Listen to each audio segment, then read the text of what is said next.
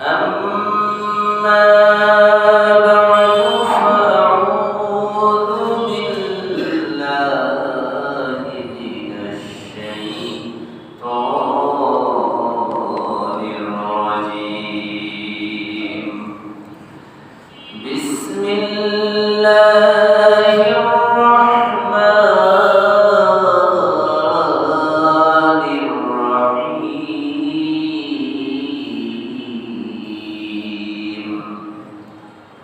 وقضى ربك ألا تعبدوا إلا إياه وبالوالدين إحسانا. إما يبلغن عندك الكبر أحدهما أو كلاهما فلا تقل لهما أف ولا تنهرهما وقل لهما قولا كريما. واخفض لهما جناح الذل من الرحمة وقل رب ارحمهما كما ربياني صغيرا. صدق الله العظيم وصدق رسوله النبي الكريم، ونحن على ذلك من الشاهدين والشاكرين، والحمد لله رب العالمين. وقال تعالى: ووصينا الإنسان بوالديه إحسانا حملته أمه كرها ووضعته كرها. وقال رسول الله صلى الله عليه وسلم: الجنة تحت أقدام الأمهات، أو كما قال عليه الصلاة والسلام. وقال تعالى في شأن حبيبه ومحبوبه آمرا ومخبرا: إن الله وملائكته يصلون على النبي يا أيها الذين آمنوا صلوا عليه وسلموا تسليما. شكر درود إبراهيم. اللهم صل على محمد وعلى آل محمد كما صليت على إبراهيم وعلى آل إبراهيم إنك حميد مجيد. اللهم بارك على محمد وعلى آل محمد كما باركت على إبراهيم وعلى آل إبراهيم إنك حميد مجيد. بلغ العلا بكماله كشف الدجى بجماله حسنت جميع خصاله صلوا عليه وآله.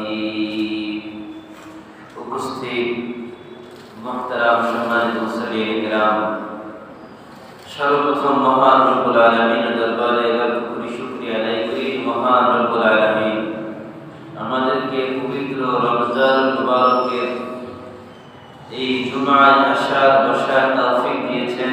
এই জন্য আমরা সকলেই দিল থেকে খুশি হয়ে পড়ি আলহামদুলিল্লাহ। আল্লাহ রাব্বুল আলামিন তার পবিত্র কোরআনুল কারীমের মধ্যে ইরশাদ করেন: লা ইন শাকারতুম লাযীদান্নাকুম ওয়া লা ইন কাফারতুম ইন আযাবি লাশাদীদ। আল্লাহ বলেন, যদি তোমরা আমার নিয়ামতের শুকরিয়া আদায় করো, আমি আল্লাহ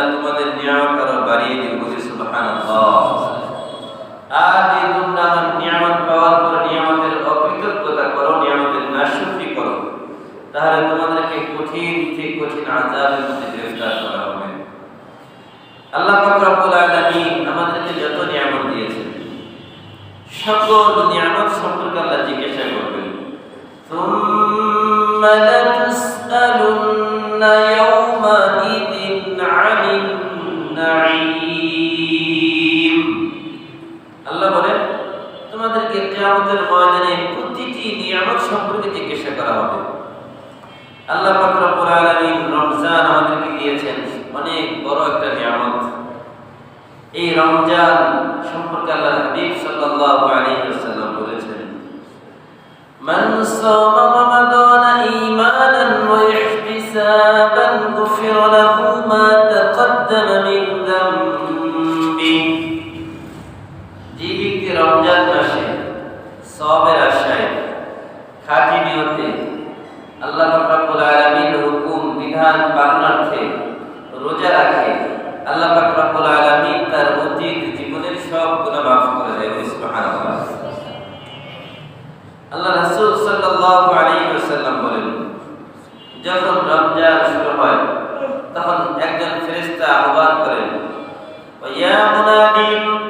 একজন ফেরেশতা মানুষকে ডেকে ডেকে বলেন যে ও দুনিয়ার মানুষ, তোমরা তোমাদের পাপাচার আর কামাচার যত অন্ধকার, যত পাপের রাস্তা আছে সব বন্ধ করে দাও, আর যত ভালো রাস্তা আছে এগুলো খুলে দাও। পাপের রাস্তাগুলো আল্লাহ পাক রব্বুল আলামিনের জন্য বন্ধ করতে বলেছেন, কারণ রমজান মাস, এই রমজান মাস আল্লাহ পাক রব্বুল আলামিন শয়তানকে শৃঙ্খলবদ্ধ করেন। আল্লাহ পাক রব্বুল আলামিন জাহান্নামের গেটগুলো বন্ধ করে দেন। এই রমজান মাস উপলক্ষে আল্লাহ পাক রব্বুল আলামিন সকল জান্নাতের গেটগুলো খুলে দেন এবং এই রমজান উপলক্ষে আল্লাহ পাক রব্বুল আলামিন সকল জান্নাতগুলোকে সুসজ্জিত করেন। আর এই জান্নাতগুলোকে আল্লাহ পাক রব্বুল আলামিন বিশেষভাবে যারা রোজাদারদের জন্য আল্লাহ পাক রব্বুল আলামিন স্পেশাল একটি গেটের নাম রেখেছেন, নাম হচ্ছে রায়্যান।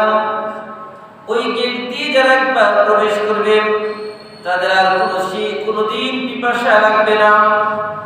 রোজাদাররা রোজা থাকার কারণে যে কাতর হয়ে যায়, তৃষ্ণায় পিপাসায় তাদের ছাতি ফেটে যাওয়ার অবস্থা হয়ে যায়, আল্লাহ পাক রব্বুল আলামিন কিয়ামতের ময়দানে ওই দিন রোজাদারদের জন্য একটি গেটের ব্যবস্থা করেছেন, যে গেটের নাম হবে রায়্যান।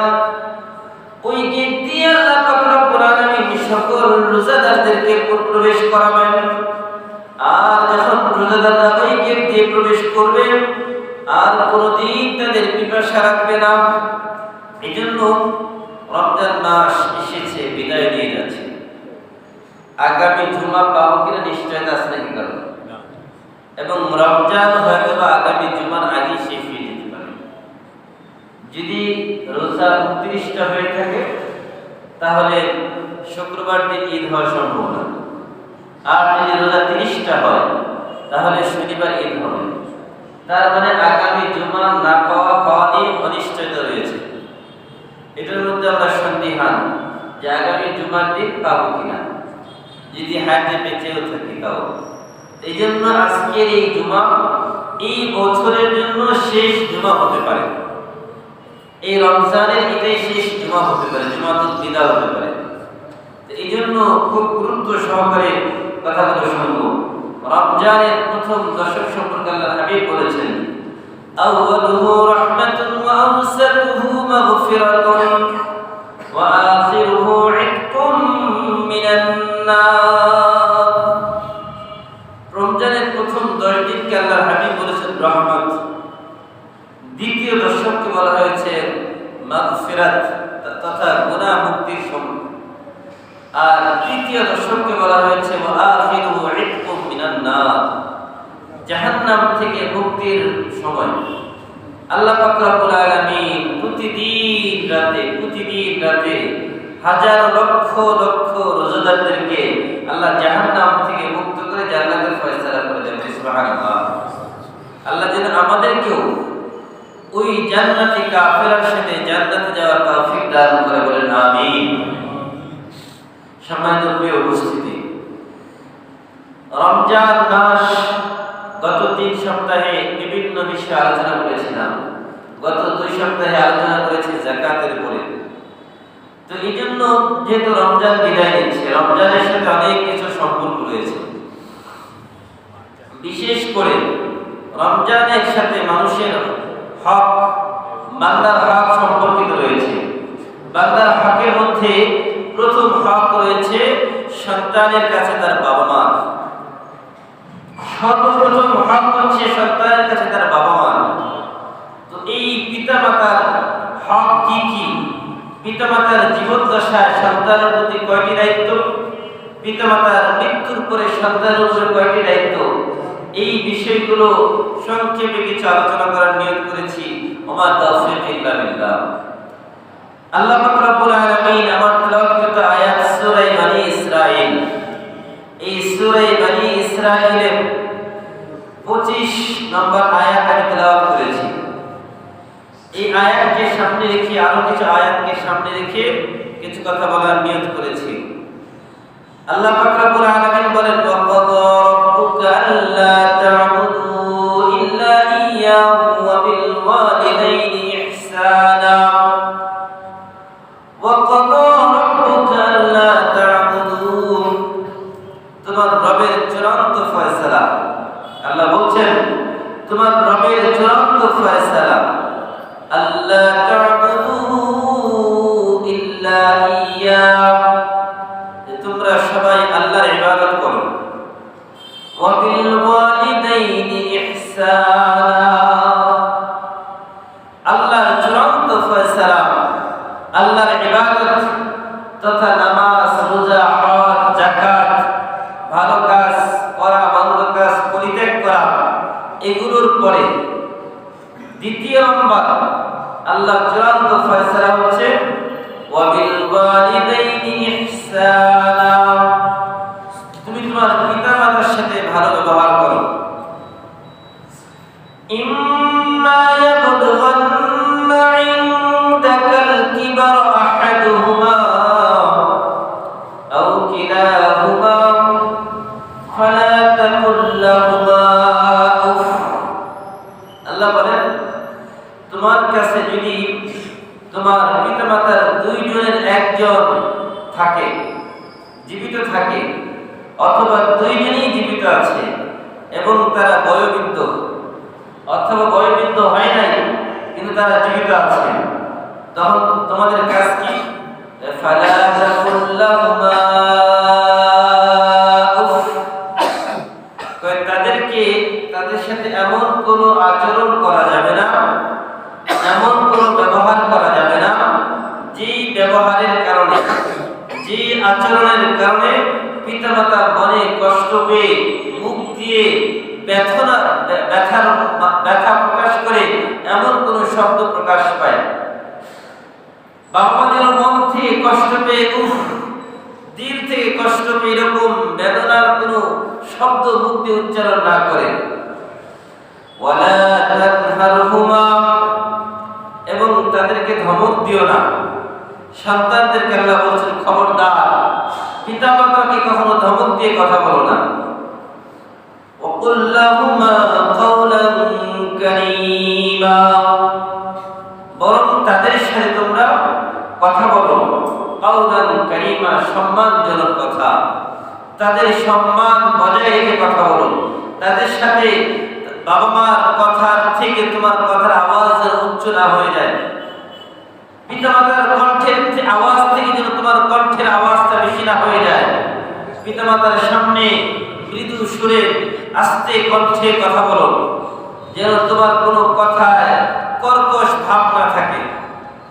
যেমন আল্লাহ পাক রব্বুল আলামিন বলেন, ওয়াফিদ লাহুমা জানাহাদ যুল্লি মিনার রাহমা, তুমি তাদের জন্য রহমতের চাদর তাদের জন্য বিছিয়ে দাও, তাদের জন্য তোমার রহমতের বাজু বিছিয়ে দাও।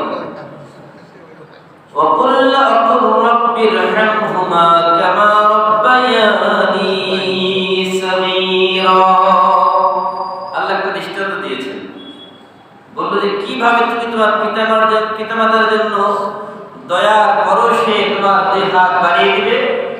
তোমার ছোটবেলায় তুমি যখন হাঁটতে পারতে না, যখন মাত্র হাঁটা শিখছো, তুমি দৌড়াতে পারো না, হাঁটতে গিয়ে বারবার পড়ে যাও, মা তোমাকে বারবার হাত ধরে হাঁটানো শেখায়, তুমি দৌড়াতে যাও, দৌড়াতে গিয়ে পড়ে যাও, পিতামাতা দৌড়ে গিয়ে তোমাকে তুলে কোলে তুলে নেন, তুমি গিয়ে এক জায়গায় বাড়ি খেয়ে মাথায় ব্যথা পেয়েছো, ব্যথা তো তুমি পাও নাই, মনে হয় পিতামাতা নিজে ব্যথা পেয়েছে।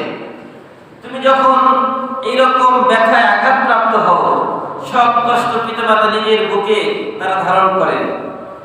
তোমরা যখন ছোটবেলায় ছিলে, ওই সময় তোমাদেরকে যেভাবে তোমাদের পিতামাতা লালন পালন করেছে, রাতের বেলা তোমরা বিছানা নষ্ট করে দিয়েছো, পিতামাতা নিজে ওই জায়গায় ঘুমিয়ে তোমাদেরকে বুকের মধ্যে তোমাদের ঘুম পাড়িয়েছে, তোমাদের জন্য তারা রাতের ঘুম হারাম করে দিয়েছে, তোমাদের ভালো খাবারের জন্য নিজে না খেয়ে তোমাদের ভালো খাবারের ব্যবস্থা করেছে। অসুস্থ হয়েছো, তোমাদের সুস্থতার জন্য পিতামাতা নিজের পকেটের দিকে তাকায় নাই, টাকা থাকুক আর না থাকুক টাকার ব্যবস্থা করে তোমাদের সুচিকিৎসার ব্যবস্থা করেছে। তোমাদের পড়ালেখার জন্য, তোমাদের ভবিষ্যৎ করার জন্য পিতামাতা রাত দিন পরিশ্রম করে তাদের নিজেদের ঘাম ঝরানো অর্থ পয়সা দিয়ে তোমাদের ভবিষ্যৎ, তোমাদের ফিউচার গড়ার জন্য তারা চেষ্টা করেছে। কতদিন? মৃত্যু পর্যন্ত। যতদিন জীবিত ছিল ততদিন তোমাদের শুধু চিন্তাই ছিল, বাবা মার আমার সন্তানের ভবিষ্যৎ কি হবে। সন্তানের ভবিষ্যৎ করতে করতে নিজের সুচিকিৎসাও করে নাই, নিজে ভালো কাপড় পরে নাই, নিজে ভালো খাবারও খাই নাই, আর এই অপুষ্টিতে ভুগতে ভুগতেই দুনিয়া থেকে বিদায় নিয়েছে। ও সন্তান, রব্বির হামহুমা কামা রাব্বায়ানি সগীরা। এক নম্বর, তোমাকে যেভাবে ছোটবেলায় লালন পালন করেছে, কোলে তুলে নিয়েছে, বিছানা নষ্ট করেছো, তোমার বাবা মা সেটা পরিষ্কার করেছে, সেখানে নিজে ঘুমিয়ে তোমাকে বুকে ঘুম পাড়িয়েছে। পিতামাতা বয়োবৃদ্ধ হয়ে গেছে, এখন তাদের বিছানা নষ্ট হয়ে যাচ্ছে, তার ক্ষতিপূরণ দাও। ওই ছোটবেলার মতো তুমি নিজ দায়িত্বে তোমার বাবার বিছানা পরিষ্কার করে দাও। পিতামাতা অতিশয় বৃদ্ধ, করতে পারে না, চলতে পারে না, তাদেরকে কোলে করে তাদের জায়গা পরিবর্তন করে দাও। পিতামাতার কষ্ট হচ্ছে, তাদের কষ্ট দূর করার জন্য সুচিকিৎসার ব্যবস্থা করো। অসুস্থ হয়ে গেছে, তাদের চিকিৎসার ব্যবস্থা করো। তাদের ভালো থাকার জন্য যা দরকার তাই করো। যদি না করো তাহলে তোমার সন্তান আছে, ওই সন্তান তোমার সাথে ঠিক একই আচরণ করবে যে আচরণ তুমি তোমার বাবা মায়ের সাথে করছো। কেন?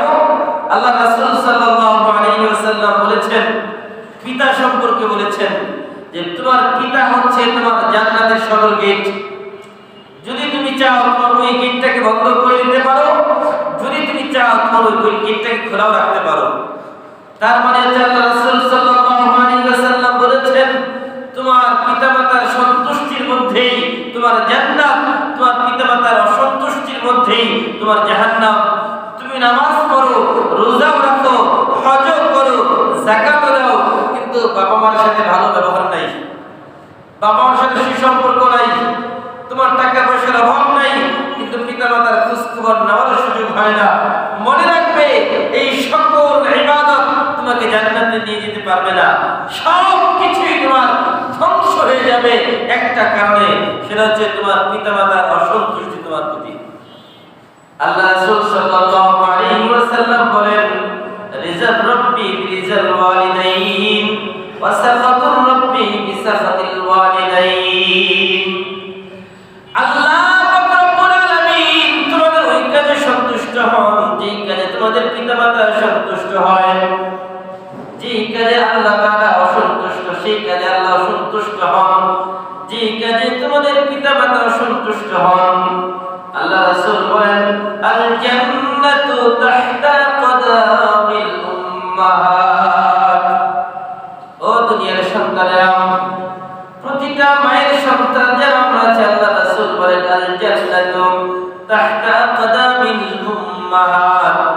মায়ের পায়ের নিচে সন্তানের জান্নাত, মায়ের পায়ের নিচে সন্তানের জান্নাত।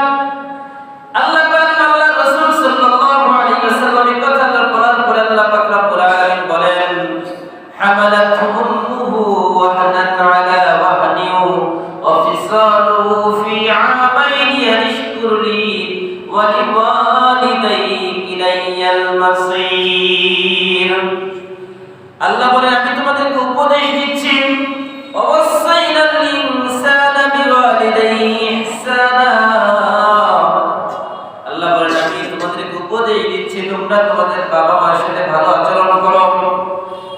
তোমার মায়ের সাথে কেন ভালো আচরণ করবে? আল্লাহ বলেন হামালাতু উম্মুহু কুরহা ওয়া ওয়াদাআতহু কুরহা, কারণ তোমার মা তোমাকে নিজের গর্ভে ধারণ করেছেন, তারা কষ্টের পর কষ্ট নিজে ধারণ করেছেন, কষ্টের পর কষ্ট করেছেন, দিনের পর দিন কষ্ট করেছেন, রাতের পর রাত কষ্ট করেছেন। সন্তান গর্ভে এসেছে, মায়ের খাবার দাবারে অনিয়ম চলে এসেছে। সন্তান মায়ের গর্ভে এসেছে, মা রাতে ঘুমাতে পারেন না, মায়ের শরীরের মধ্যে পরিবর্তন চলে এসেছে। সন্তান মায়ের গর্ভে এসেছে, মা দিন রাত এক করে সন্তানকে ভালো রাখার জন্য চেষ্টা করেন। সন্তান যখন 6 মাস পার হয়ে যায়, সন্তান এবার মায়ের পেটে নাড়াচাড়া শুরু করে দিয়েছে। যদি একদিন সন্তানের নাড়াচাড়া অনুভব না করেন, মা পরেশান হয়ে যায়, আমার সন্তান কেন আজকে নাড়াচাড়া করলো না। যদি একদিন, 2 দিন, 3 দিন এরকম একটা সন্তান নাড়াচাড়া করে বন্ধ করে দেয়, মা অস্থির হয়ে যায়, তাড়াতাড়ি ডাক্তারের কাছে যাই, সন্তান কেন নাড়াচাড়া করে না। এই যে মায়ের অস্থিরতা, মা রাতের বেলা যখন ঘুমাতে যায়, ওই রাতের বেলা সন্তান মায়ের পেটে নাড়াচাড়া শুরু করে দেয়, পা দিয়ে মায়ের পেটে লাথি মারে, হাত নাড়াচাড়া করে, কখনো ওই পা গিয়ে মায়ের কলিজায় লাগে, কখনো দেখা যায় ওই হাত মায়ের কলিজায় লাগে। হাত পা গুলো মায়ের কলিজায় লাগলে মা ঘুমাতে পারেন না, মা শুয়ে থাকতে পারেন না। মা একবার ডান দিকে ফিরেন, একবার বাম দিকে ফিরেন, একবার উঠে দাঁড়িয়ে দাঁড়িয়ে হাঁটতে থাকেন। প্রচন্ড শীতের রাত, ওই শীতের রাতেও দেখা যায় যখন আমরা কম্বল গায়ে দিয়ে ঘুমিয়ে থাকি, সন্তান সম্ভাবনা মায়েরা ওই সময় সন্তানের জন্য তারা ঘুমাতে পারে না, রাতের বেলা খাবার দাবার গ্রহণ করতে পারে না। খাবারের প্লেট সামনে, রকমারি খাবারের সামনে আছে, কিন্তু সন্তান পেটে লাথি মেরেছে, ওই খাবারের প্লেটটাকে সামনে ঠেলে দিয়ে মা উঠে চলে যায়। কোনো অভিযোগ নাই, কোনো কথা নাই, কোনো কিছু নাই। সাগরে কি ব্যাপার, খাবার খাও না কেন? কোনো অভিযোগ নাই, বলে পরে খেয়ে নিব। কিন্তু ওই সন্তানের প্রতি কোনো অভিযোগ থাকে না। এইভাবে 1 মাস, 2 মাস, 3 মাস, 9 মাস, 10টি মাস এইভাবে মা যখন পার করে দেয়, 10 মাস পরে যখন সন্তান দুনিয়াতে আসবে, আল্লাহ পাক রব্বুল আলামিন বলেন হামালাতুহু উম্মুহু কুরহা ওয়া ওয়াদাআতহু কুরহা ওয়া হামলুহু ওয়া ফিসালুহু 30 শাহরা। আল্লাহ পাক রব্বুল আলামিন একজন সন্তান দুনিয়াতে আগমনের একটা চিত্র কোরআনুল কারীমে তুলে ধরেছেন। সন্তান যখন দুনিয়াতে আগমন করবে, সন্তান আগমনের সময় মা যখন দুনিয়া থেকে সন্তান আগমনের ব্যবস্থা হয়, সন্তান আসার ব্যথা শুরু হয়ে যায়, 1 দিন পার হয়ে যায়, সন্তান প্রসব হয় না, 2 দিন পার হয়ে যায়, সন্তান প্রসব হয় না। কত মা তো এইভাবেই দুনিয়া থেকে বিদায় নিয়ে নেয়। দেখা যায় যে এইভাবে মায়েরা যখন সন্তান প্রসবের সময় ঘরে ঢুকে যান, স্বামীর কাছ থেকে বিদায় নেন, স্বামী কত হক আপনার আমি আদায় করতে পারি নাই, যদি সন্তান জন্ম দিতে গিয়ে আমি দুনিয়া ত্যাগ করি, দুনিয়া থেকে বিদায় হয়ে যাই, আমাকে মাফ করে দিবেন। শাশুড়ির হাত ধরে বলে, মা আপনার সাথে অনেক খারাপ আচরণ করেছি, অনেক খারাপ ব্যবহার করেছি, আপনার অনেক হক নষ্ট করেছি, যদি সন্তান জন্ম দিতে গিয়ে মারা যায় আমাকে মাফ করে দিবেন। বাবা মায়ের হাত ধরে বলে, মা কত হক তোমাদের নষ্ট করেছি, যদি সন্তান প্রসব করতে গিয়ে মারা যায় আমার এই সন্তানটাকে দেখে রাখবে। মা নিজের কথা চিন্তা করে না, মা জানে নিশ্চিত মৃত্যু হতে পারে, ওই মৃত্যুর প্রস্তুতি নিয়ে মায়েরা সন্তান প্রসবের জন্য সামনে যায়। যখন সন্তান দুনিয়াতে আগমন করে, সন্তান যখন আসে, মায়েরা রক্তাক্ত হয়ে যায়। আল্লাহর হাবিব বলেন, এই যে মায়েরা যে রক্তাক্ত হয়, এই রক্তাক্ত অবস্থায় যদি কোনো মা দুনিয়া থেকে বিদায় নিয়ে নেয়, যুদ্ধের ময়দানে কোনো মুজাহিদ যদি যুদ্ধ করতে করতে মারা যায়, শহীদ হয়ে যায়, তাদেরকে যেই মর্যাদা আল্লাহ পাক রব্বুল আলামিন দিবেন, এই মায়েদেরকে আল্লাহ পাক রব্বুল আলামিন শাহাদাতের মর্যাদা দিয়ে কিয়ামতের ময়দানে বিনয় হিসেবে জান্নাতের ফয়সালা করে দিবে। এত মর্যাদা আল্লাহ দিয়েছেন। এবার যখন সন্তান মায়ের কোলে দেওয়া হয়, মা তার নারী ছেড়া ধন সন্তানকে কোলে পাওয়ার পরে 10 মাসের কষ্ট 10 সেকেন্ডের মধ্যে ভুলে যায়।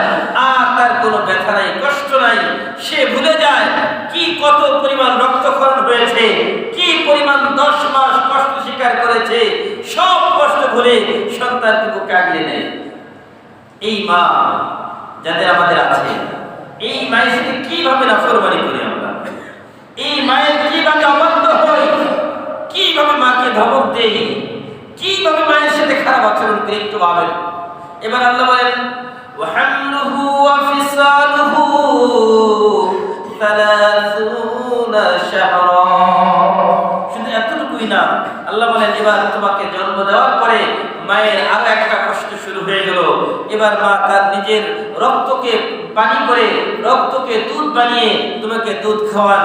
এই দুধ খাওয়াতে গিয়ে রাতের বেলা দুধ খাওয়াতে হয়, দিনের বেলা দুধ খাওয়াতে হয়। দেখা যায় রাতের বেলা যখন মায়েরা ঘুমায় তাদের ঘুম ঠিক থাকে না, একটু পর পর সন্তান, দুগ্ধপায়ী সন্তান কখন দুধ খাবে বোঝা মুশকিল।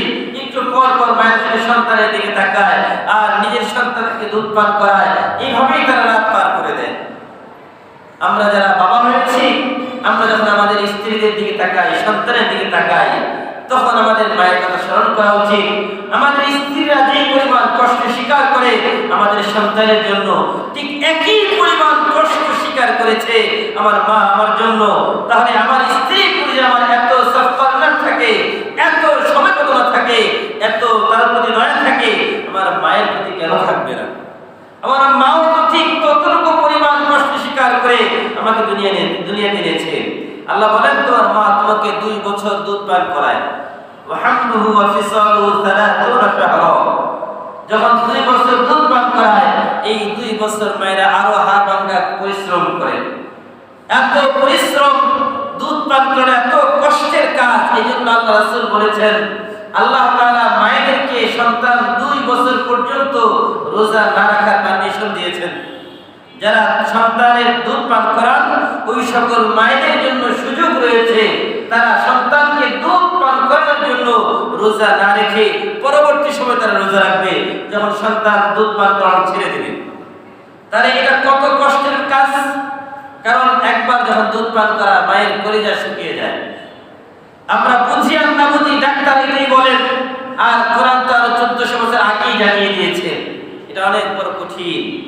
এই জন্য ভাইরা আমার, আমরা যারা মায়ের সাথে খারাপ আচরণ করি, বাবার সাথে খারাপ আচরণ করি, একটাবার ভাবেন তো আমিও তো বাবা, আমিও তো মা। আমি যে আজকে আমার বাবা মায়ের সাথে খারাপ আচরণ করি, আগামীকাল এটা গ্রহণ করার জন্য নিজেকে প্রস্তুত থাকতে হবে। আমি আমার পিতা মাতার জন্য যতটুকু করব, ঠিক আমার সন্তান ততটুকুই আমাকে ফেরত দিবেন। আমি আমার মায়ের জন্য যতটুকু করব, আমার সন্তান তার জন্য তার মায়ের জন্য ঠিক ততটুকুই করবে। এই জন্য আল্লাহ পাক রব্বুল আলামিন বলেছেন সবার জান্নাত হচ্ছে মায়ের পায়ের নিচে। জান্নাত কোথায়? মায়ের পায়ের নিচে। কিন্তু আজকে এই মায়ের সাথে সমাজের মধ্যে সবথেকে নিরীহ, অবহেলায় বঞ্চিত হচ্ছে মা। মায়ের কোনো খবর নাই। এই রমজান মাস যাচ্ছে, কত মা আছে এরকম অনেক কমবক্তা সন্তান আছে, রমজান একটা দিন মায়ের খবর নেয়নি, মায়ের কাছে একটা দিন যায় না, একদিন খোঁজ নেয় নাই যে মায়ের কি অবস্থা। এরকম অনেক সন্তান রয়েছে যারা অনেক ভালো অবস্থান, কিন্তু পিতা মাতার সাথে কোনো সম্পর্কই নেই। আমি এখন পিতা মাতার সাথে সম্পর্ক রাখলে আমার সম্মান যায়।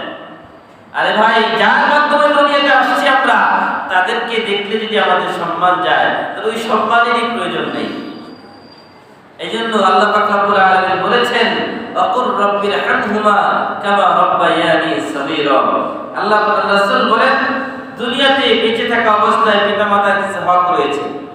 1 নম্বর তাদের সাথে ভালো আচরণ করা, 2 নম্বর তাদের সাথে নম্র ভদ্র ভাষায় কথা বলা, 3 নম্বর অসুস্থ হলে তাদের সুচিকিৎসার ব্যবস্থা করা, 4 নম্বর তাদের খাবারের প্রয়োজন হলে তাদের খাবারের ব্যবস্থা করা, 5 নম্বর তাদের বাসস্থানের প্রয়োজন হলে বাসস্থানের ব্যবস্থা করা, এই 5টা হক। 6 নম্বর তাদের জন্য সদা সর্বদা দোয়া করতে থাকা। যদি পিতামাতা দুনিয়া থেকে বিদায় নেয়, বিদায় নিলে তাদের কিছু হক আমাদের উপর রয়েছে। যদি কারো কোনো বাবা মা দুনিয়া থেকে বিদায় নিয়ে নিয়েছে, এমন যদি থাকে, তাদের প্রথম হক হচ্ছে ওই পিতামাতার জন্য দোয়া করা। 2 নম্বর ওই পিতামাতার যদি কোনো ঋণ থাকে, ঋণ পরিশোধ করে দেওয়া। 3 নম্বর ওই পিতামাতার আত্মীয় স্বজন যারা আছে তাদের সাথে সুসম্পর্ক বজায় রাখা, তাদের সাথে ভালো আচরণ করা। 4 নম্বর যদি পিতামাতার কোনো ওসিয়ত থাকে তাহলে এগুলোকে পূরণ করে দেওয়া। 5 নম্বর পিতামাতার নামে দান সাদাকা করা। এই 5টা কাজ মৃত্যুর পরে পিতামাতার জন্য সন্তানের উপর দায়িত্ব, কর্তব্য। এবার চিন্তা করেন, দুনিয়াতে বেঁচে থাকা অবস্থায় কয়টা পালন করেছেন? এবার মৃত্যুর পরে পিতামাতার জন্য কয়টা পালন করছেন? যদি না করে থাকি আমরা, তাহলে একই কাজ আমাদের সাথে হবে। আমরা যদি আমাদের পিতামাতার জন্য এগুলো না করি, আমাদের সন্তানরা দেখে না, কোনোদিন দেখে না যে আমি আমার ভাইয়ের জন্য কিছু করি। আমার সন্তান কোনোদিন দেখে না আমি আমার বাবার জন্য কি করি, তারা আমার এই সন্তান কোনোদিন আমার জন্য করবে না। যখন আমি আমার সন্তানকে শিক্ষা দিব যে তোমার দাদার জন্য এটা করতে হবে, তোমার দাদির জন্য এটা করতে হবে, তখন আমার সন্তানও আমার জীবিত অবস্থায় হোক, মৃত্যুর পরে এই কাজগুলো করবে। কেন? যে আমার বাবা তো তার বাবার জন্য এই কাজগুলো করেছিল, আমার বাবা তার মায়ের জন্য এই কাজগুলো করেছিল, তখন আমার সন্তানও তার মায়ের জন্য সেম এই কাজগুলোই করবে। আর আমি যদি আমার সন্তানকে শিক্ষা দিতে না পারি, তাহলে আমিও ব্যর্থ হয়ে যাব। অথচ আল্লাহ রাসূল সাল্লাল্লাহু আলাইহি ওয়াসাল্লাম বলেছেন, ইদা মাতাল ইনসান ইনকাতা আমালুহু ইল্লা মিন সালাস। একজন মানুষ যখন মারা যায়, তখন তার সকল আমলের দরজাগুলো বন্ধ হয়ে যায়। মাত্র 3টা দরজা খোলা থাকে। এই 3টা দরজা মাত্র খোলা থাকে, আমলের আর বাকি সব বন্ধ হয়ে যায়। 1 নম্বর ওয়ালাদুন সালিহুন ইয়াদউ লাহু। 1 নম্বর নেককার সন্তান, সুসন্তান, যে সন্তান পিতামাতার জন্য দোয়া করে, নামাজ পড়ে, হালাল খায়, হারাম বর্জন করে, পিতামাতার জন্য দোয়া করে। আরেকটা জিনিস মনে রাখবেন, যে সন্তান হারাম খায়, দোয়া করে, ওই সন্তানের দোয়া জীবনেও কবুল হবে না। আল্লাহ বলেছেন, ইয়া আইয়ুহাল্লাযীনা আমানু লা তাকুলুর রিবা আদআফাম মুদাআফা কুলু মিম্মা রাযাকাকুমুল্লাহু হালালান তাইয়্যিবা। দোয়া কবুলের প্রথম শর্ত হচ্ছে হালাল খাবার। আপনার সন্তান হারাম খায়, সুদের সাথে জড়িত, ঘুষের সাথে জড়িত, অন্যায়ের সাথে জড়িত, অন্যায় রাস্তায় সম্পদ উপার্জনের সাথে জড়িত, আপনি জানেন, এরপরও পিতা হিসেবে বলেন না, আপনার মৃত্যুর পরে ওই সন্তান যদি তাহাজ্জুদ পড়ে, 100 বার হজ করে, নামাজ পড়তে পড়তে কবরে দাগ ফেলে দেয়, তারপরেও তার দোয়া আপনার জন্য আসমান পর্যন্ত যাবে না, কবুল হবে না।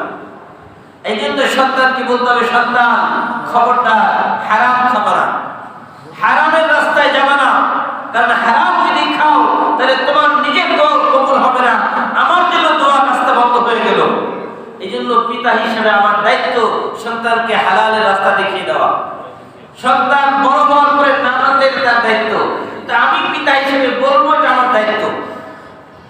আর যদি ছোটবেলা থেকে শিখাতে পারি, তাহলে আলহামদুলিল্লাহ এই সন্তান শেখার কথা। আর যদি বড় হওয়ার পরে শেখান, আপনার তখন আর কিছু বেশি করার থাকে না, শুধু তাকে বলা দায়িত্ব। বলবেন, মানলে মানবে, না মানলে নাই, কিন্তু আপনি আপনার দায়িত্ব পালন করলেন। আর যদি এতটুকু না বলেন, তাহলে আপনার জন্য ওই সন্তান যতই দোয়া করুক, ওই দোয়া আল্লাহ পর্যন্ত পৌঁছাবে না। 2 নম্বর, আও ইলমুন ইউনতাফাউ বিহি আও সাদাকাতুন জারিয়া। যদি কোনো ব্যক্তি দুনিয়াতে পিতামাতার জন্য কোনো কিছু দান করে, সাদাকা করে, অথবা কোনো ব্যক্তি যদি নিজের জন্য জীবিত অবস্থায় কোনো কিছু দান করে যায়, আল্লাহর ঘরে হোক, মসজিদে, মাদ্রাসায়, গরিব, মিসকিন, অসহায়, এতিম, বিধবা, এদেরকে দান করে যায়, তাহলে এই যে মানুষকে যে দান করে গেল, এটার সওয়াব কিয়ামত পর্যন্ত সে কবরে শুয়ে শুয়ে পাবে।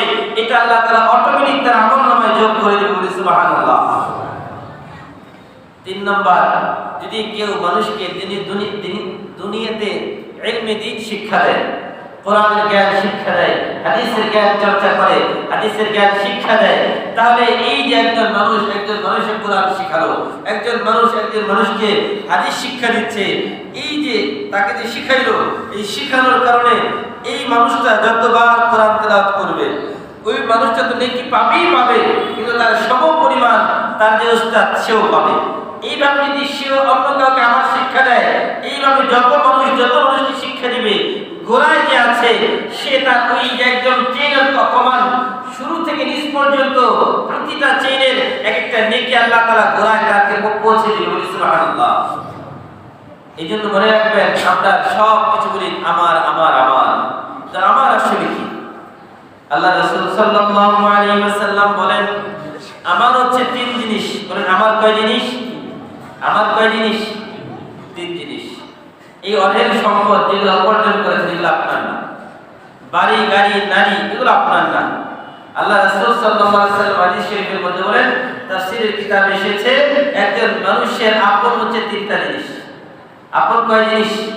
তিন জিনিস। এক নম্বর, একজন মানুষ যা নিজের খাবারের জন্য গ্রহণ করে এটা হচ্ছে তার নিজের। একজন মানুষ নিজের পরিধানের জন্য যে বস্ত্র পরিধান করে এটা হচ্ছে তার নিজের। তিন নম্বর, একজন মানুষ যা নিজের জন্য দান সাদাকা করে এটা হচ্ছে তার নিজের। এই তিন জিনিস হচ্ছে তার নিজের, আর এছাড়া কিছুই না। একজন মানুষ যখন মারা যায়, ইন্তেকাল করে, ইন্তেকালের পরে তার সাথে তিনটা জিনিস কবর পর্যন্ত যায়।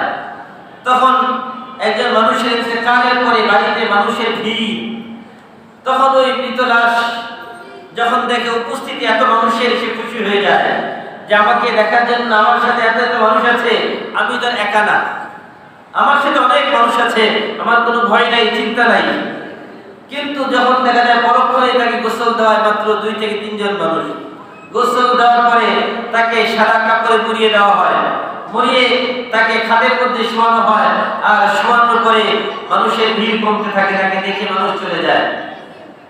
তারপরে যখন জানাজার ব্যবস্থা হয়ে যায়, জানাজায় শত শত মানুষের উপস্থিতি, হাজার হাজার মানুষের উপস্থিতি, সে দেখে আরো আনন্দিত হয়ে যায়, যাহারে আগের থেকে তো মানুষ আরো বেশি, তাহলে আমার আরো কোনো চিন্তা নাই, কারণ আমার সাথে তো অনেক মানুষ আছে, আমার কোনো ভয় নাই।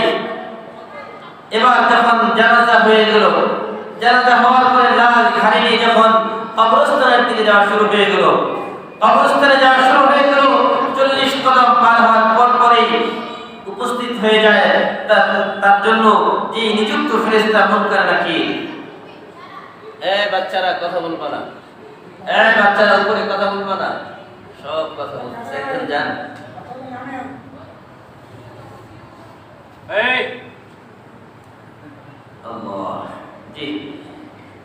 বলতেছিলাম যে একজন মানুষকে যখন তার সামনে জানাজার জন্য লাশ রেখে দেওয়া হয়, শত শত হাজার হাজার মানুষের উপস্থিত দেখে সে খুশি হয়ে যায় যে আমার তো কোনো ভয় নাই, কারণ এত হাজার হাজার মানুষ আমার সাথে আছে।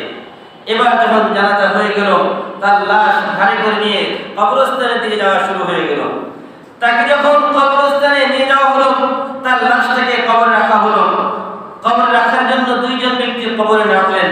এবার দেখলো ব্যাপার কি, এত হাজার হাজার মানুষের মধ্যে 2 জন মানুষ একটু আতঙ্কিত হয়ে যায় যে ব্যাপারটা কি, বলে মাত্র 2 জন, বাকি এতগুলো মানুষ কোথায় গেল?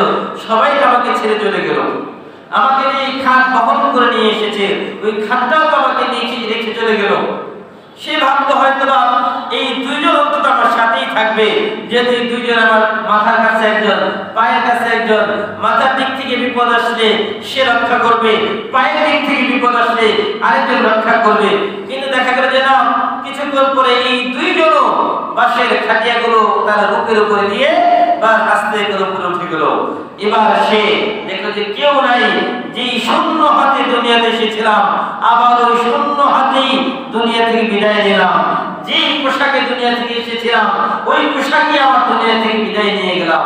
এই জন্য কোন কবি বলেন, দুনিয়াতে যখন আমরা এসেছি তখন আমাদের কি অবস্থা ছিল। এই ব্যাপারে একজন কবি বলেন, যখন তুমি এসেছিলে ভবে, জেনেছিলে তুমি হেসেছিল সবে, এমন জীবন করো হে গঠন, মরিলে হাসিবে তুমি কাঁদিবে ভুবন, মরিলে হাসিবে তুমি কাঁদিবে ভুবন। এমন জীবন হওয়া চাই যেন যেন মানুষ ইন্তেকালের পরে মানুষ বলে এই লোকটা ভালো ছিল, তার জন্য মানুষ কান্নাকাটি করেন। তোমার জন্য দুনিয়ার মানুষ আফসোস করে যে না এই লোকটাকে প্রয়োজন ছিল আরো কিছু দিন। এমন জীবন যেন না হয় কারো মৃত্যুর পরে যেন কেউ যেন বলে না আলহামদুলিল্লাহ এই লোকটা মারা গেছে, ভালো হয়েছে। এমন জীবন যেন না হয়। যদি এমন জীবন হয় তাহলে মনে রাখবে দুনিয়াতে এসেছিলে তুমি হেসে হেসে, দুনিয়া থেকে বিদায় নিলে তুমি কেঁদে কেঁদে। মৃত্যুর পরে তোমার জন্য যন্ত্রণাদায়ক শাস্তি রয়েছে। এবার যখন মুনকার নাকির তার কবরে চলে আসবেন, তখন আল্লাহ রাসূল বলেন তাকে আমার রূহটাকে ফেরত দেওয়া হবে, তাকে কবরের ভিতরে বসানো হবে। এবার দুইজন ফেরেশতা তাকে বলবে মান রাব্বুকা ওমান দীনুকা ওমান নাবিয়ুকা ওমান হাযা আর-রাজুল আল্লাযী বুইসা ফীকুম। দুইজন ফেরেশতা তাকে প্রশ্ন করা শুরু করে দিবে, মান রাব্বুকা, তোমার রব কে? এবার সহজ উত্তর সবাই বলবেন আল্লাহ। কিন্তু এই জবাব এটা সবার মুখ দিয়ে বের হবে না, এটাকে প্র্যাকটিস করতে হবে। বলো প্র্যাকটিসটা কিভাবে? এই প্র্যাকটিস করানোর জন্য আল্লাহ 5 ওয়াক্ত নামাজ দিয়েছেন, এটা প্র্যাকটিস করানোর জন্য আল্লাহ আযান দিয়েছেন, আল্লাহ এটা প্র্যাকটিস করানোর জন্যই আমাদেরকে নামাজগুলো দিয়েছেন। দেখেন নামাজের প্রতিটা বাক্যে বাক্যে মান রাব্বুকা, তোমার রব কে? আল্লাহ। নামাজের শুরু করি কি দিয়ে আমরা? আল্লাহু আকবার। রুকুতে যাই আল্লাহু আকবার, রুকুতে করি সামিআ আল্লাহু লিমান হামিদা, এখানে আল্লাহ আছে। আবার সিজদায় যাই আল্লাহু আকবার, সিজদা থেকে উঠে বসি আল্লাহু আকবার, আবার সিজদায় যাই আল্লাহু আকবার, সিজদা থেকে দাঁড়াই আল্লাহু আকবার। এই যে প্রতিটা জায়গায় জায়গায় আল্লাহ আল্লাহ আল্লাহ, এটা আল্লাহ কেন বলাচ্ছেন? আল্লাহ বলাচ্ছেন যে বান্দা কবরের প্রশ্নটাকে সহজ করো। কবরে তোমার প্রথম প্রশ্ন হবে তোমার রবকে, তখন যেন এটা বলতে পারো রব্বি আল্লাহ, এটা যেন বলতে পারো। আল্লাহ পাক রব্বুল আলামিন বলেন ওয়াকালা আল্লাযীনা কাফারু রাব্বানা আরিনাল লাযাইনি আযাল্লানা মিনাল জিন্নি ওয়াল ইনসি নাজআলহুমা তাহতা আকদামিনা লিয়াকুনা মিনাল আসফালিন ইন্নাল লাযীনা ক্বালু রাব্বুনা আল্লাহ সুম্মা ইসতাকামু তাতানাজ্জালু আলাইহিমুল মালায়েকা আল্লা তাখাফু ওয়া লা তাহজানু ওয়া আবশিরু বিল জান্নাহ ওয়া আবশিরু বিল জান্নাতিল্লাতী কুনতুম তুআদুন। আল্লাহ বলেন যারা বলে আমাদের রব আল্লাহ, ইন্নাল্লাযীনা ক্বালু রাব্বুনা আল্লাহ সুম্মা ইসতাকামু, এর পরিচয় করে মজবুত থাকে। কেন মজবুত থাকার কথা বলা হয়েছে? কারণ আমার রব আল্লাহ বলার এর অর্থ হচ্ছে আমি আল্লাহর সকল বিধি বিধান মেনে নিলাম, সকল আহকাম সকল বিধি বিধান মেনে নিলাম। আমার রব আল্লাহ এই কথা বলার অর্থই হচ্ছে আমি মানব রচিত সকল তন্ত্র মন্ত্রকে এগুলোকে ছুঁড়ে ফেলে আল্লাহ প্রদত্ত যেই বিধান রয়েছে আল্লাহ প্রদত্ত সেই বিধানকে গ্রহণ করলাম। এটা যদি যখন কেউ বলতে যাবে করতে যাবে তখন তার উপরে বিপদ আসবে চতুর্দিক থেকে। চতুর্দিক থেকে যারা মানব রচিত সংবিধানে বিশ্বাসী তাদের দিক থেকে চাপ আসবে, না মানলে যে জিন্দাম খায় তাদের জায়গা হবে। তাও যদি না মানে দেশদ্রোহী হিসেবে তাকে ফাঁসির কাস্টে ঝুলিয়ে দেওয়া হবে। ওই সময় যদি সে রব্বুল আল্লাহ আমার রব আল্লাহ এই কথার কোনো অভিযোগ থাকতে পারে, আল্লাহ বলেন আল্লাহ তাখাফু, কোনো ভয় নেই তোমার, ওয়ালা তাহজানু, কোনো চিন্তা নাই, আল্লাহ তাখাফু ওয়ালা তাহজানু ওয়া আবশিরু বিল জান্নাহ। ও বান্দা তুমি এই কথা বলার কারণে তোমাকে ফাঁসির কাস্টে ঝুলতে হয়েছে, তুমি এই কথা বলার কারণে তোমাকে জেলে যেতে হয়েছে, এই কথা বলার কারণে মানুষের তিরস্কারের শিকার হয়েছো। মনে রাখো, শুনে রাখো, ওয়া আবশিরু বিল জান্নাহ, তোমাকে জান্নাতের সুসংবাদ দিয়ে দিলাম। সুবহানাল্লাহ। কোন জান্নাত? আল্লাহ তাখাফু ওয়া লা তাহজানু ওয়া আবশিরু বিল জান্নাতিল্লাতী কুনতুম তুআদুন। আল্লাহ বলেন যে জান্নাতের ওয়াদা আমি তোমাদের সাথে করেছিলাম ওই জান্নাত আজকে আমি তোমাকে দিয়ে দিলাম। বলে সুবহানাল্লাহ। এবার বলেন ওই জান্নাত আমাদের প্রয়োজন আছে না নাই? আছে। যদি থাকে আর কবরের প্রথম প্রশ্নের উত্তর যদি দিতে চাই তাহলে রব্বুল আল্লাহ, আমাদের রবকে বলেন সবাই, রবকে আল্লাহ। এই কথার অর্থ আল্লাহর সব বিধান মেনে নিতে হবে। সেটা ব্যক্তি জীবন হোক, সামাজিক জীবন হোক, রাষ্ট্রীয় জীবন হোক, পারিবারিক জীবন হোক, সকল ক্ষেত্রে ইসলামের বিধান মেনে নিতে হবে। এই কথার অর্থ হচ্ছে এই। আর যদি আপনি ব্যক্তি জীবনে ইসলাম মানেন, আপনাকে কেউ কিছুই বলবে না। আপনি রাত দিন কোরআন পড়েন, তাহাজ্জুদ পড়েন, পাঁচ ওয়াক্ত নামাজ পড়েন, হজ করেন, জিকির করেন, কেউ বাধা দিবে আপনাকে? কেউ বাধা দিবে না। ইস্তেকামাত দৃঢ় থাকার কোনো প্রশ্নই আসে না এখানে। যখনই আপনি সামাজিকভাবে এটাকে প্রতিষ্ঠিত করতে যাবেন, রাষ্ট্রীয়ভাবে প্রতিষ্ঠিত করতে যাবেন, তখনই আপনি হামলা, মামলা, জেল, জুলুম, অন্যায়ের শিকার হবেন। কার পক্ষ থেকে? যারা এটা বিশ্বাস করে না তাদের পক্ষ থেকে। আল্লাহ পাক রব্বুল আলামিন বলেন, হুয়াল্লাযী আরসালা রাসূলাহু বিল হুদা ওয়া দীনিল হক লিইয়ুযহিরাহু আলাদ দীনি কুল্লি ওয়ালাউ কারিহাল মুশরিকুন। আল্লাহ বলেন এই যেটা চায় না কারা? যারা মুশরিক তারা চায় না। আর কারা চায় না? ওয়ালাউ কারিহাল কাফিরুন, যারা কাফের তারা চায় না। ইউরিদুনা লিইউতফিউ নূরাল্লাহ বিআফওয়াহিহিম, আল্লাহ বলেন তারা তাদের মুখের ফু দিয়ে ইসলামের আলোকে নিভিয়ে দিতে চায়, কিন্তু আল্লাহ এই আলোকে পৃথিবীতে প্রজ্বলিত করবেন। এই দ্বীনের আলোয়, ইসলামের আলোয়, কোরআনের আলোয় পুরো পৃথিবীকে আল্লাহ আলোকিত করবেন বলে সুবহানাল্লাহ। এবার আপনি আমি থাকলেও আলোকিত হবে, না থাকলেও আলোকিত হবে। আমি আপনি যদি ওই কাফেলায় থাকি, আমি নিজে আলোকিত হব, পুরো দেশ ইসলামের আলো আলোকিত হবে। আমি আপনি যদি না থাকি, অন্ধকারে নিমজ্জিত হয়ে যাব, অন্ধকারে অতল গহরে আমরা নিমজ্জিত হয়ে যাব। আমার আপনার কোনো প্রয়োজন নাই। এমন একটা কাফেলা তৈরি হবে যে কাফেলায় পুরো বিশ্বময় ইসলামের আলো ছড়িয়ে দিবে। আল্লাহ তাআলা আমাদের ওই কাফেলায় অন্তর্ভুক্ত হওয়ার তৌফিক দান করুন, আমিন। প্রথম প্রশ্ন কবরে, রব্বুল আল্লাহ, আমাদের রবকে। দ্বিতীয় প্রশ্ন হবে ওমান নাবিয়ুকা, ওমান, তোমার নবীকে। ওমান দীনুকা, তোমার ধর্ম কি?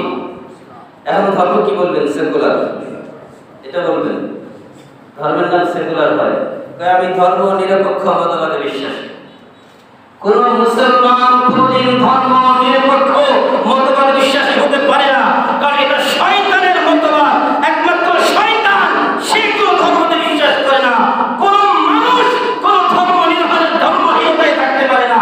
কোন না কোন বিশ্বাসে সে বিশ্বাসী হবে, কোন না কোন ধর্মে সে ধর্মে বিশ্বাসী হবে।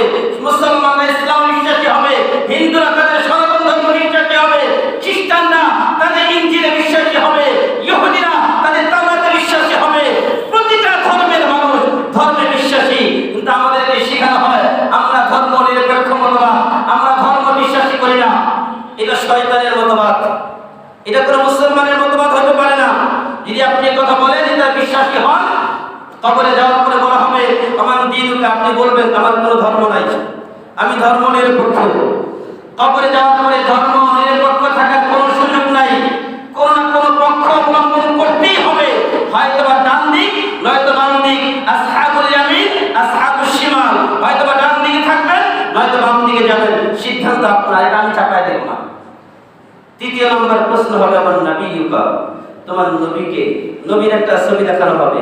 এবার যারা সারা জীবন নবীর বিরোধিতা করলাম, তারা নবীকে দেখার পরে চিনবে না, বলবে হা হা লা দেরি, আমি তো এই লোকটাকে চিনি না, কোনোদিন দেখিই নাই। অথচ আল্লাহ রাসূল বলেছেন একজন উম্মত নবীর সুপারিশ ছাড়া জান্নাতে যেতে পারবে না। নবীর সুপারিশ ছাড়া জান্নাতে যাওয়া সম্ভব না। যদি নবীর সুপারিশ ছাড়া জান্নাতে যাওয়া সম্ভবই না হয়, তাহলে ওই নবীকে যদি আমি না চিনি, ওই নবী আমাকে সুপারিশ করবে? কিয়ামতের ময়দানে আল্লাহ রাসূলকে প্রশ্ন করা হয়েছে, ইয়া রাসূলুল্লাহ, আপনার এত কোটি কোটি উম্মত, এই উম্মতকে চিনবেন কিভাবে? একটু চেনার আলামতটা বলেন। আল্লাহ রাসূল বলেন খুব সহজ চেনা। কিভাবে? মনে একটা ঘোড়ার পাল, ওই ঘোড়ার পালের মধ্যে একটা ঘোড়া কপালে চিৎকোবরা সাদা, তার পুরো শরীর লাল, তাহলে ওই ঘোড়াটাকে চিনতে অসুবিধা আছে? কই যে না, ঠিক এরকম কোটি কোটি মানুষের মধ্যে আমার উম্মতের এইরকম যারা ওযু করে নামাজের জন্য তাদের হাত পা চেহারা এগুলো নূরে নূরান্বিত হয়ে যাবে। নূরুহুম ইয়াসআ বাইনা আইদিহিম ওয়া বিআইমানিহিম ইয়াকুলুনা রাব্বানা আতমিম লানা নূরানা ওয়াগফির লানা ইন্নাকা আলা কুল্লি শাইইন কাদির। চতুর্দিকে নূরে নূরান্বিত হয়ে যাবে, তারা নূরের আলোয় আলোকিত হয়ে যাবে। এদের এই নূরকে দেখে আমি চিনে ফেলবো এরাই আমার উম্মত। বলি সুবহানাল্লাহ। এবার বলেন ওযু যদি না করে তাহলে কি আলোকিত হবে? নবীর উম্মত হওয়ার চিনার কোনো সুযোগ আছে? এখন বলবেন হুজুর তাহলে আলোকিত হবে কিভাবে? নামাজ পড়ার জন্য ওযু শর্ত। নামাজের জন্য কি শর্ত বলেন? ওযু শর্ত। আমরা অনেক ভাইরা আসছি যারা রমজান আসলে নামাজি হই, সিজনাল নামাজি, রমজান শেষ নামাজ শেষ। ভাই আমার খুব কষ্টের সাথে বলতে হয়, আল্লাহ রাসূল বলেছেন যে ব্যক্তি ইচ্ছাকৃত একাত্ম নামাজ ছেড়ে দেয় সে কাফের হয়ে যায়। আর ইন্নাল্লাযীনা কাফারু মিন আহলিল কিতাব ওয়াল মুশরিকিন ফি নারি জাহান্নাম খালিদিনা ফিহা উলাইকা হুম শাররুল বারিয়া। এরা যে সবথেকে নিকৃষ্ট মানুষ, এরা চিরকাল জাহান্নামে হয়ে যাবে। মান তারাকা সালাতা মুতাআম্মিদান ফাকাদ কাফার। যে ইচ্ছাকৃত নামাজ ছেড়ে দেয় সে কাফের হয়ে যায়। আর কত বলবো আপনাদেরকে, আর কত বুঝাবো?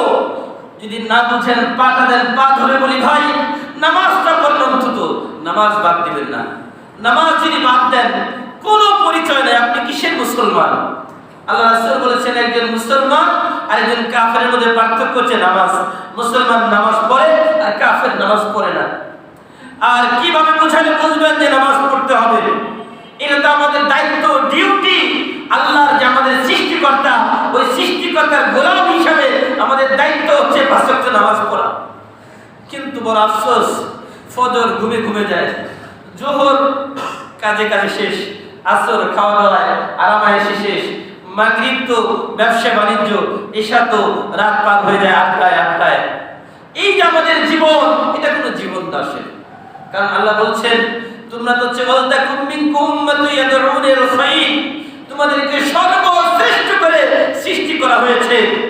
আর তোমাদেরকে যখন সর্বশ্রেষ্ঠ হওয়ার যোগ্যতা হারিয়ে ফেলো, উলাইকা কাল আনআম, তোমরা কুকুরের থেকেও নিকৃষ্ট, জঘন্য। একবার চিন্তা করেন তো, আল্লাহ পাক রব্বুল আলামিন যখন আমাদের কিয়ামতের ময়দানে বলবে তোমরা তো সর্বশ্রেষ্ঠ মানুষ ছিলা, তোমরা এখন কুকুরের থেকেও নিকৃষ্ট হয়ে গেছো, তোমাদের ঠিকানা উলাইকা হুম শাররুল বারিয়া, সবথেকে নিকৃষ্ট। এর থেকে নিকৃষ্ট আর কিছুই নেই। এজন্য আপনাদের পায়ে হাত দিয়ে বলি ভাই, নামাজটা শুরু করেছেন আর ছাড়বেন না। আজকে থেকে নিয়ত করেন জীবনে যতদিন বেঁচে থাকবো ততদিন আমি নামাজ ছাড়বো না। জীবন যাবে নামাজ ছাড়বো না। আমার মনে রাখবেন, আমরা ইসলামী আন্দোলনের কথা বলি, দ্বীন কায়েমের কথা বলি, সমাজে কোরআনের প্রতিষ্ঠার কথা বলি, যতদিন পর্যন্ত ফজরের নামাজে মুসল্লির উপস্থিতি 100% না হবে ততদিন পর্যন্ত দ্বীন কায়েমের স্বপ্নই থাকবে, কোনদিন দ্বীন কায়েম হবে না। আমরা ঠিক কিনা? এই জন্য আগে নিজের আত্মশুদ্ধি করি, নিজের ইসলাহ করি। রমজান তো এসেছিল, আল্লাহ বলছেন লাআল্লাকুম তাত্তাকুন, আল্লাহর ভয় ভিতরে নাও, আল্লাহর ভয় ভিতরে নাও, আল্লাহকে ভয় করো। দুনিয়ার মধ্যে আল্লাহকে ভয় করে চলো, আল্লাহকে ভয় করো। এই যে রমজান মাস এসেছে, ব্যবসায়ীরা কিছুটা, রমজান মাস এসেছে ব্যবসায়ীরা কিছুটা নিয়ন্ত্রণ হয়েছে, ভেজাল কম দেয়। চিন্তা করে রমজান মাস ভেজাল বেশি দিলে সমস্যা, আবার চিন্তা করে কিছুটা নিয়ন্ত্রণ হওয়া দরকার, সব কিছু নিয়ন্ত্রিত।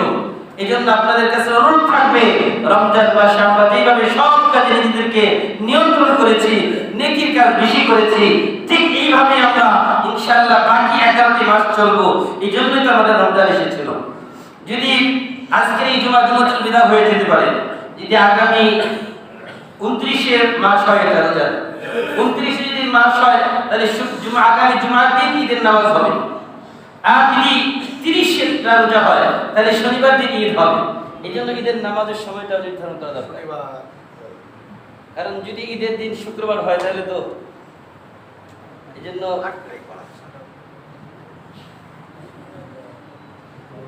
আপনারা কি বলেন, কয়টা ঈদের নামাজ করা যায়?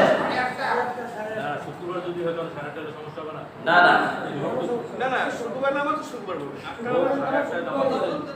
মুসল্লিয়ান ইকরাম কি বলেন আপনারা, কয়টায় করা যায়? জি আলহামদুলিল্লাহ, ম্যাক্সিমাম মুসল্লি বলছেন যে 8:30 করার জন্য। আমাদের এখানে ইনশাআল্লাহ একটা ঈদের নামাজ অনুষ্ঠিত হবে। কি 8:30 হবে না 9টায় হবে? ইনশাআল্লাহ 8:30 আমাদের এখানে ঈদুল ফিতরের নামাজ অনুষ্ঠিত হবে। আগামী জুমার দিন ঈদের নামাজ হয়। যদি শনিবার হয় তাহলে এই সময়টা ইনশাআল্লাহ ঠিক থাকবে। ভাইরা আমার, যেহেতু শেষ জুমা, এই জন্য আপনাদের কাছে একটা কথা রাখতে চাই যে আগামী রমজান পাবো কি না পাবো নিশ্চয়তা নাই। আর যদিও পাই, কতদিন বেঁচে থাকবো তাও বলা যাবে না। এই জন্য রমজান মাসে দান করেন। দান করলে 1 টাকায় মিনিমাম 70 টাকার সওয়াব আল্লাহ দান করবেন। আর যদি আপনার নিয়ত খালিস হয় তাহলে 1 টাকায় আল্লাহ পাক রব্বুল আলামিন 700 থেকে 7 লক্ষ পর্যন্ত আল্লাহ নেকি দান করবেন। সুবহানাল্লাহ। এই জন্য আজকে আমরা যারা এসেছি, আমাদের পকেটে যা আছে, কম হোক বেশি হোক, সবাই আজকে ইনশাআল্লাহ আল্লাহর ঘরে দান করে যাব। যদি জুমাতুল বিদা হয়ে যায়, আল্লাহ যেন এই দানের উসিলায় আল্লাহ আমার বিগত জীবনের সমস্ত গুনাহগুলো আল্লাহ মাফ করে দেন। আমিন। ওয়া আখিরু দাওয়ানা আলহামদুলিল্লাহি রাব্বিল আলামিন।